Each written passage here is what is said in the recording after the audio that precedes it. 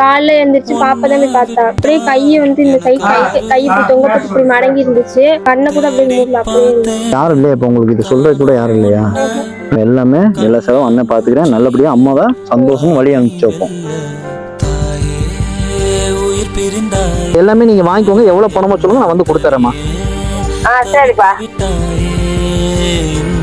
நீ பாடும் பாட்டுக்கு நான் தூங்க வேணும், நான் பாடும் பாட்டுக்கு தாயே நீ உன் கண்கள் திறந்தாலே போதும். அம்மா அம்மா நீ எங்க அம்மா, உன்னை விட்டா எனக்காரு அம்மா.